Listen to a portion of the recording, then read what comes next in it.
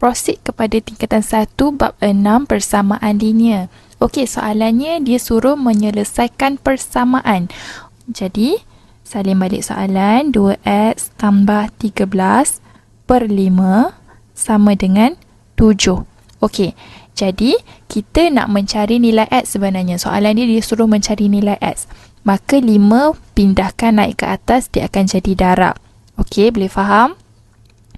So, 2x tambah 13 sama dengan 7 darab dengan 5. Seterusnya, kita kekalkan 2x berada di sebelah kiri.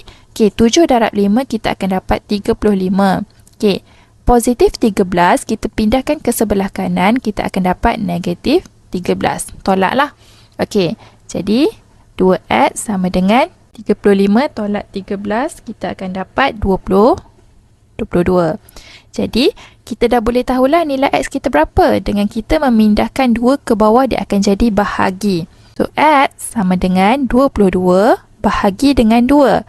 Jadi, nilai x kita adalah 11. Okey. Cuba komen dekat bawah apakah nilai bagi B. Kalau suka video ni, jangan lupa like, komen dan share.